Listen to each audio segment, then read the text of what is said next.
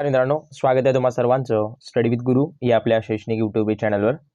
तर आरोग्य विभागाच्या भरती परीक्षेला अगदी कमी वेळ उरलेला आहे. तर त्या कमी वेळेमध्ये अगदी टॉप लेवलचे आपण तांत्रिक प्रश्न कव्हर करणार आहोत, जे की मित्रांनो ग्रुप सी आणि डीला सुद्धा उपयुक्त पडणार आहेत. त्यामुळे व्हिडिओ काळजीपूर्वक पहा आणि काही प्रश्नांबाबत संदर्भ किंवा डाऊट वगैरे असतील तर अवश्य कमेंट बॉक्समध्ये कमेंट करा.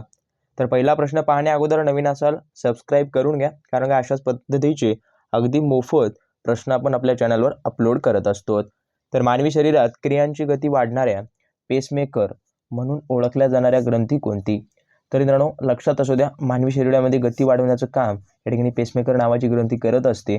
आणि त्या ग्रंथी म्हणजे त्या ग्रंथीला दुसरं नाव आहे पेसमेकर. तर ती मेन ग्रंथी कोणती आहे?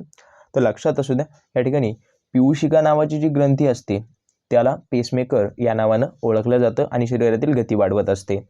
भारतीय औषध पद्धतीतून कोणती पद्धती वगळण्यात आली आहे? तर मित्रांनो जे तिबेटी औषधी पद्धत आहे, ही जी औषधी पद्धत आहे ती या ठिकाणी वगळण्यात आलेली औषध पद्धती आहे. तर नोट डाऊन करून घ्या. आणि व्हिडिओ आवडत असेल, महत्त्वाचे प्रश्न वाटत असतील तर अवश्य कमेंट करा आणि लाईक वगैरे करत चला. सर्वांसाठी आरोग्य ही घोषणा WHO म्हणजेच आंतरराष्ट्रीय आरोग्य संघटना, ज्याला आपण वर्ल्ड हेल्थ ऑर्गनायझेशन म्हणतो, तर त्याने कोणत्या परिषदेमध्ये स्वीकारली?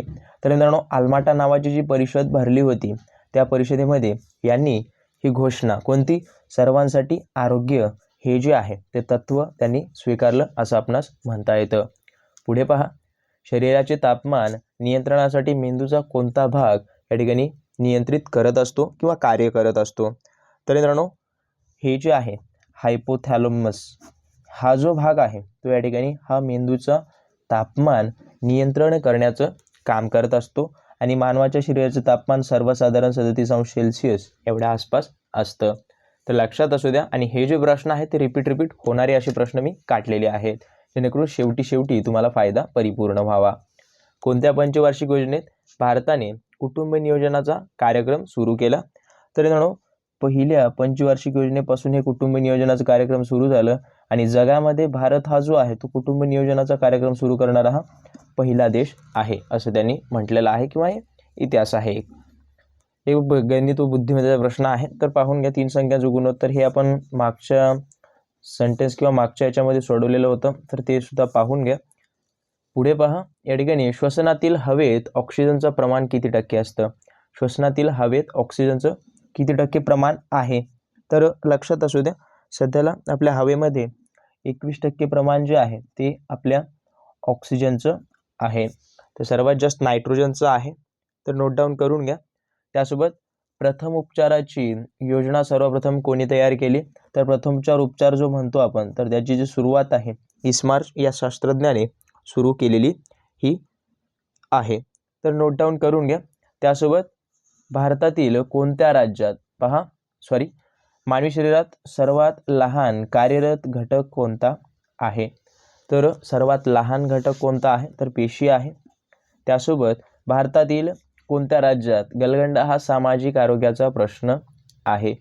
तर मित्रांनो लक्षात असू द्या, या ठिकाणी गलगंड हा जो आजार आहे तो कशामुळे होतो? तर आयोडीनची कमतरता असेल तर होतो. आणि हा जो आजार आहे एक सामाजिक आरोग्याचा प्रश्न म्हटलं तर सध्याला विचार केला तर लक्षात असू द्या, हे जम्मू काश्मीरमध्ये असलेलं एक महत्त्वाचं किंवा मेजर असं आहे. तर नोट डाऊन करून घेत चला. आणि काही प्रश्नांबाबत डाऊट वगैरे असतील तर अवश्य तुम्ही कमेंट करत चला. तर लक्षात असू द्या, आत्तापर्यंत आपण जेवढे काही प्रश्न टाकलेले आहेत ते खूप महत्त्वाचे आपण ॲड केलेले आहेत. त्यानंतर पित्त हा विकार कोणत्या अवयवाशी संदर्भित आहे? हा प्रश्न आपण सोडवलेला आहे, त्याचं उत्तर तुम्हाला जे आहे ते कमेंट करायचं आहे.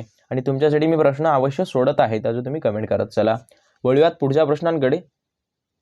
पहा, त्वचेमध्ये धर्मग्रंथींची संख्या सर्वाधिक कोणत्या ठिकाणी आहे किंवा कोणत्या ठिकाणी असतात? तर लक्षात असू द्या, धर्मग्रंथी ज्या आहेत त्या सर्वात जास्त कोणत्या ठिकाणी असतात? तर आपलं जो तळहात असतं, तळहाताच्या या ठिकाणी या धर्मग्रंथीची संख्या सर्वाधिक आहे. तर मानवी शरीरातील सर्वात लांब पेशी कोणती आहे? तर मित्रांनो या प्रश्नाचं उत्तर ऑप्शनमध्ये नाही आहे, ऑप्शन वेगळे आहेत. तर चेतापेशी जी आहे ती सर्वात लांब पेशी आपल्या शरीरातील आहे, ज्याच्यामध्ये 10 लाख असे नॉर्मल पेशा आहेत समाविष्ट आहेत. त्यासोबत हे जे ऑप्शन आहे ते भारताचा राष्ट्रपती हा प्रथम नागरिक असतो, महासचिव, पंतप्रधान, राज्याचे मुख्यमंत्री, हे सर्व आपण माहिती थोडीफार असू द्या तुम्हाला, त्यावर सुद्धा प्रश्न पडतो. 9 डिसेंबर 2007 रोजी या ठिकाणी रविवार होता, तर 2006 रोजी आठवड्याचा कोणता वार असेल? तर नॉर्मली तुम्हाला काय करायचं, अशा प्रश्नांचं उत्तर पाहून घ्या. इथं एका वर्षाचा डिफरन्स दिलेला आहे, त्यामुळे एका वर्षात 365 दिवस असतात. समजा लीप वर्ष जर असेल दोन्हीपैकी तर लक्षात असू द्या 366 घ्यायचं. याला डिवायडेशन 7 न करायचं, याला डिवायडेशन 7 न केल्यानंतर पाहून घ्या हे जे आहे